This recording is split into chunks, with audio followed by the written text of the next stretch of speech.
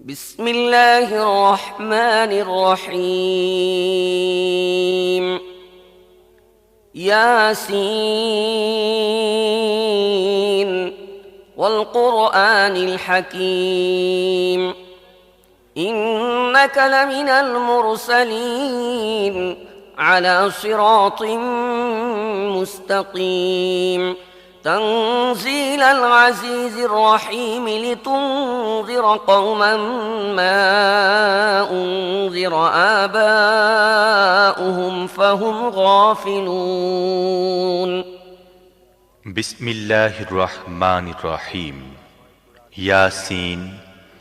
বিজ্ঞানময় কোরআনের কসম, তুমি নিঃসন্দেহে রাসূলদের অন্তর্ভুক্ত, সরল সোজা পথ অবলম্বনকারী, এবং এ কোরআন প্রবল পরাক্রমশালী ও করুণাময় সত্তার পক্ষ থেকে নাজিলকৃত, যাতে তুমি সতর্ক করে দাও এমন এক জাতিকে যার বাপ দাদাকে সতর্ক করা হয়নি এবং এ কারণে তারা গাফলতিতে ডুবে আছে।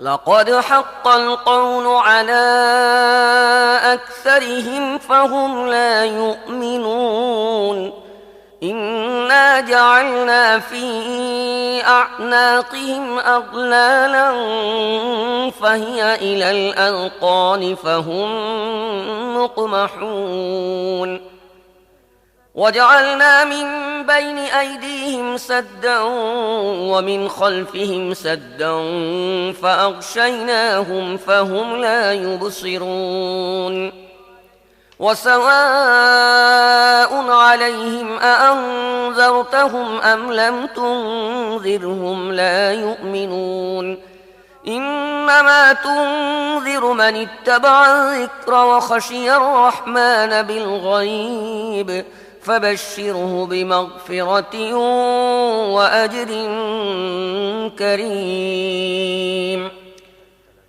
তাদের অধিকাংশই শাস্তি লাভের ফয়সালার হকদার হয়ে গেছে, এজন্যই তারা ঈমান আনে না। আমি তাদের গলায় বেড়ি পরিয়ে দিয়েছি, যাতে তাদের চিবুক পর্যন্ত জড়িয়ে গেছে, তাই তারা মাথা উঠিয়ে দাঁড়িয়ে আছে। আমি তাদের সামনে একটি দেয়াল এবং পেছনে একটি দেয়াল দাঁড় করিয়ে দিয়েছি। আমি তাদেরকে ঢেকে দিয়েছি, এখন তারা কিছুই দেখতে পায় না। তুমি তাদেরকে সতর্ক করো না করো, তা তাদের জন্য সমান, তারা মানবে না। তুমি তো তাকেই সতর্ক করতে পারো যে উপদেশ মেনে চলে এবং না দেখে দয়াময় আল্লাহকে ভয় করে, তাকে মাগফিরাত ও মর্যাদাপূর্ণ প্রতিদানের সুসংবাদ দাও। إنا نحن نحيي الموتى ونكتب ما قدموا وآثارهم وكل شيء أحصيناه في إمام مبين আমি অবশ্যই একদিন মৃতদেরকে জীবিত করব। যা কিছু কাজ তারা করেছে তা সবই আমি লিখে চলছি, এবং যা কিছু চিহ্ন তারা পেছনে রেখে যাচ্ছে তাও আমি স্থায়ী করে রাখছি। প্রত্যেকটি জিনিস আমি একটি খোলা কিতাবে লিখে রাখছি। واضرب لهم مثلا أصحاب القرية إذ جاءها المرسلون إذ أرسلنا إليهم اثنين فكذبوهما فعززنا بثالث فقالوا إنا إليكم مرسلون قالوا ما أنتم إلا بشر مثلنا وما أنزل الرحمن من شيء إن أنتم إلا تكذبون قالوا ربنا يعلم إنا إليكم لمرسلون وما علينا إلا البلاغ المبين তাদেরকে দৃষ্টান্ত স্বরূপ সেই জনপদের লোকদের কাহিনী শোনাও, যখন সেখানে রসুলগণ এসেছিল, আমি তাদের কাছে 2 জন রসুল পাঠিয়েছিলাম এবং তারা 2 জনকে প্রত্যাখ্যান করেছিল। তখন আমি 3য় জনকে সাহায্যার্থে পাঠিয়েছিলাম এবং তারা সবাই বলেছিল, তোমাদের কাছে রসুল হিসেবে আমাদের পাঠানো হয়েছে।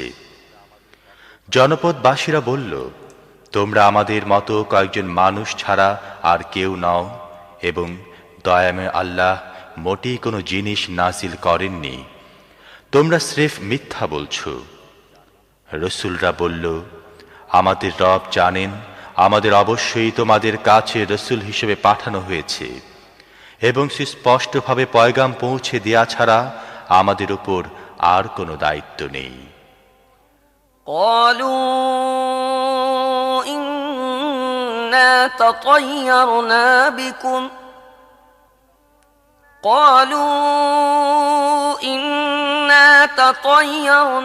بكم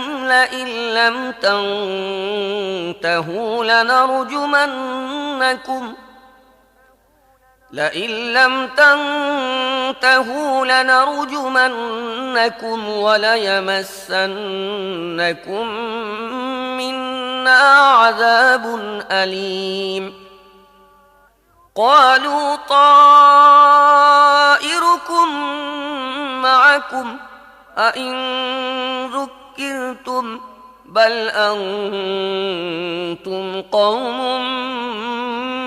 مسرفون وجاء